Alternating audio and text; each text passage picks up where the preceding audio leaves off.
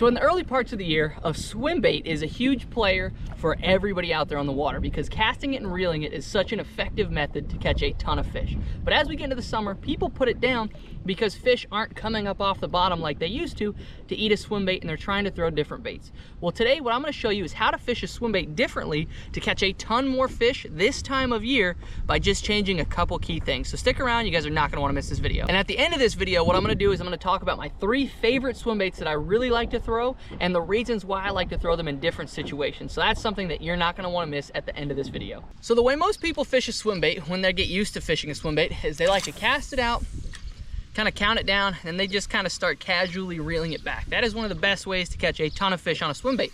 But the thing that people forget about is you want to keep it within a foot of the bottom. That is usually the best way to fish a swim bait unless you're around some clear water spotted bass or you're trying to keep it above schooling fish. But in the summertime, those fish aren't coming up like they used to be. And so one of the best ways I've found to catch bass on a swim bait is to throw it out, let it sink to the bottom. And I'll show you the hook that I'm throwing this bait on when I get it back in. But what I'm gonna do is I'm gonna let that go all the way down to the bottom. It's gonna hit the bottom, and then I'm gonna do a slow drag. And what I'm gonna do is I'm gonna fish it almost exactly like a football jig, because that football jig style way of fishing this is gonna get that bait right in those fish's face, because a lot of those fish are hugging the bottom in the summertime. They're staying glued to their favorite type of structure, and they do not wanna move. But what a swim bait does is it acts so natural when it's down there that those fish just can't help but eat it. And when you're dragging it on the bottom, you get that reaction of it bouncing off all of the different rocks and moving a lot slower, and it's almost just right in their face. And so a lot of the bites you get, you'll come over a rock and all of a sudden it's just dunk and you get a bite. So the 3 swim baits that I really like to throw are 3 kind of different types of swim baits, and I'll break down exactly why I like to fish each one. So the first one that I feel like we have to talk about is going to be that original Fat Swing Impact Kitech swim bait. I like it in a 2.8 all the way up to literally whatever size you want. That Fat Swing Impact from a Kitech just flat out catches a ton of fish. The problem is it's a super soft body swim bait that tears relatively easily, but it is probably the OG swim bait that every company designed their swim baits around just because of how good that swim bait is. This is a great cold water swim bait that I can slow roll to get a ton of bites. It's probably my favorite in clear water when those fish can see that swim bait from a long way off. That is one of my absolute go-tos as far as, like, if you don't know what swim bait to throw, that's a great option. The next swim bait that I love to throw is a Z-Man Diesel Minnow. That Z-Man Diesel Minnow with that Elastec is just a great swim bait that I can throw in all different types of scenarios. Sure, it works great in clear water situations, but where this bait really shines is when you're fishing around grass and when you're having to use a swim bait as a trailer for other baits. But it does an amazing job at holding up when you're fishing a swim bait around cover, or if you're dragging a swim bait on the bottom, which is something we will talk about at the end of this video.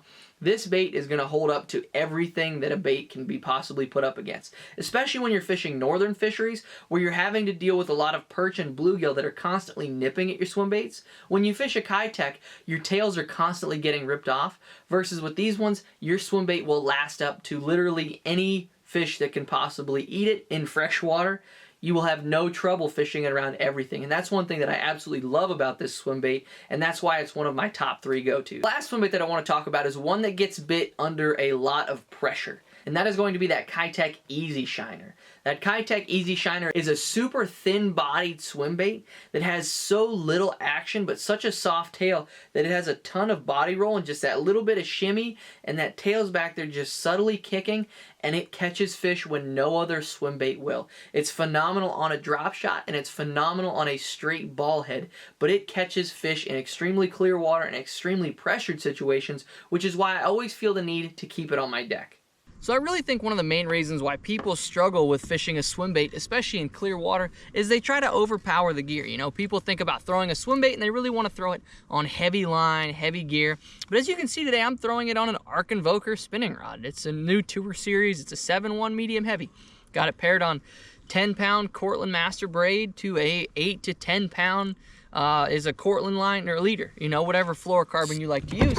But the reason that I use that is because it lets that swim bait get down deeper and stay deeper longer. I'm not pulling it out of the strike zone. I can drag it comfortably down through there without that bait having a lot of lift. You know, it really wants to stay on the bottom. You know, the head I'm using right there, I believe that's just a 1/4 ounce Z-Man Ned football head.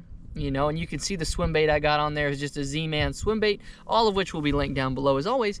But if you feel like you can't ever get your swim bait to stay near the bottom, it's because you need to downsize your gear a little bit. That is honestly one of the places where I see people struggle the most, is because when they typically pick up a swim bait, they want to throw it on like 15-pound fluorocarbon.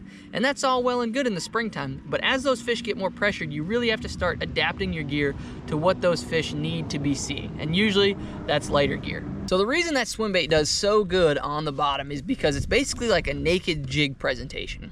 What you have is you have the swim bait boot tail back there just kicking nice and slow, and then you have that football head just kind of hunting through the rocks. And so it doesn't have a ton of action until it bounces off of something, and then that swim bait tail kind of kick, and it flares with the action of the bottom. And so you're almost matching the action of how you're working it with the bait on the bottom. And with that naked presentation, there's not a lot else going on down there. And so it's just one of the most natural presentations you can have and still get big bites with it. You know, a swim bait is known for drawing big bites. And so when you put even a 4-inch swim bait like we have on here down on the bottom like that, you're gonna get above average size bites on this bait. And so that's why it's one of my absolute favorites during this time of year. And that's why I love to fish it this way this time of year. So there's a few different ways you can rig a swim bait to make it have different action and catch more fish in the summertime. Traditionally, when people rig a swim bait, they rig it on a ball head, this is a trocar boxer head, some sort of stereotypical swim bait head where you're gonna be reeling it above the fish. The problem with that is if you run into anything, these types of heads have a tendency to roll over extremely easily, and every single one of us that have thrown a swim bait have done that, to where you make the cast, unless you have Panoptics and are specifically watching it, as soon as it touches something, you feel it just roll right over and get stuck. You know, you pull up on a school fish, you pull up on a brush pile, you launch the cast out, count it down, get 2 clicks in, and you feel it just wedge right in there. And then all of a sudden your spot is a bust. So the ways that I'm going to show you how to rig this kind of get around that a little bit. So one of the other ways that I like to rig a swim bait, other than that football head dragging it on the bottom, are going to be fishing it on a drop shot. A swim bait works extremely well when you fish it on a drop shot, and most oftentimes I will simply nose hook it like so. This is a Trocar TK150, and you see that gives that swim bait a ton of motion. And so that allows me to fish a swim bait on light gear, but still in deeper water. So if those fish are a little bit deeper, if you're fishing for smallmouth, largemouth, etc., you can still use the same size swim bait, but use a bigger drop shot weight. So that way it's not taking any action away from the swim bait itself. That swim bait's still back there free kicking, which is something that I really, really like to do. I really like to give that swim bait as much action as physically possible for the amount of weight that I'm throwing on there in certain circumstances. If you find your fish are being a little bit finickier, I like to upsize to the Trocar 1/0 finesse light wire worm hook, and then all you do is just thread your swim bait on there. And what that's going to do is it'll lock right in, and then you have a hook that's a little bit back further, so those fish have an opportunity to get it a little bit better. And I only do that if I'm missing fish on the nose hook, or I'm losing a lot of fish on the nose hook. I will switch to that hook. And I know a lot of you guys watching this are thinking, well, wait, I have a ton of grass in my lake. How am I supposed to fish a swim bait? The key with that is going to be Texas rigging your swim bait. So all you have to do is pick up your favorite EWG hook. If you don't have one, I will have some linked down below, as always. And now you can EWG hook a swim bait or Texas rig it and pick whatever size Texas rig weight you want. If you're fishing it super deep, if you're flipping grass, you can even throw an ounce. You can go 5/8, or you can go really, really light with it, depending on where you're at, how clear the water is. And that will allow you to fish a swim bait through grass really, really clean, as opposed to trying to fish it with an open hook. You might miss a couple of fish here and there, but it's going to beat getting hung up all the time in all of that grass. And so that's another great way to rig it in the summertime. And probably the last way that I like to rig a swim bait that's going to be a little bit different but catches a ton of fish is actually going to be Carolina rigging a swim bait. And so all I will do then is Texas rig it with, again, I like to throw either a light wire worm hook, or we'll go a typical small EWG, but it gives that swim bait It gives that swim bait power to swim as free as it wants to, and as you pull it through grass, you pull it through rock, that bait will pull through, give it some nice action, and then it will just casually fall and swim down, and it really gets a lot of those finicky fish in the summertime, because again, they're kind of glued to the structure that they're on. Sometimes they're scattered on a specific piece of structure, and this just gives it a different presentation that those fish have seen before, because they're used to that swim bait just casually rolling through, but now that bait's doing 100% different action than what it was doing. So if you're looking for a new way to rig a swim bait, try one of those 3 methods to get more bites. So As always, we're going to end this video with a Bible verse. So today we're going to talk about Psalm 34. And this one, bear with me a little bit on this one. For what Psalm 34 says is, I will bless the Lord at all times. His praise shall continually be in my mouth. My soul makes it boast in the Lord. Let humble hear and be glad.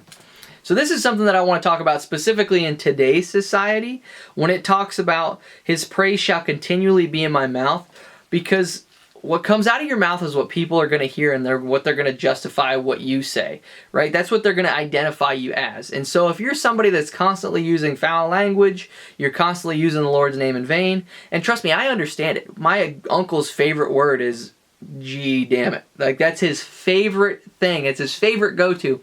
And for a long time, it never bothered me. But the more I dive into religion and the more I love Jesus, and the more it makes me like, every time he does it, I feel like one of those cats when a banjo goes off, like they always twitch, right? And so what comes out of your mouth is really, really important, especially when you're around other people. And so I think that's something that we need to focus on, because one thing that Jesus always talked about when he talks about how people will identify Christians, when when he sends his disciples, they go, well, Lord, how will they know us? How will they know we're with you? And he says, well, they will know you're with me by how you act. And so if you're constantly swearing and you're constantly using the Lord's name in vain, then people don't associate that with the good book, right? They don't associate that with you, or they think it's okay. And especially with today's youth, with all the music that's out there, all the videos on TikTok, even on YouTube, people pick up all kinds of language. And so I urge you to try to cut back on it if you're somebody that's constantly fighting with it. I struggle with it myself, but I'm getting better every day. And that's all I can ask of anybody, and that's all the Lord can ask of you, is to try every day to cut back on that, and try to just use kid-friendly swear words, right? Like shoot, shucks, dang it, darn it. And I know it sucks, but I think it makes the world a better place a little bit at a time, just by showing that you can restrict yourself to using words that are friendly, So thank you guys so much for watching. God bless every single one of you guys. If you haven't already, be sure to hit that subscribe button to follow along with the regular content that I have coming out every week. And I hope to see you guys in the next video.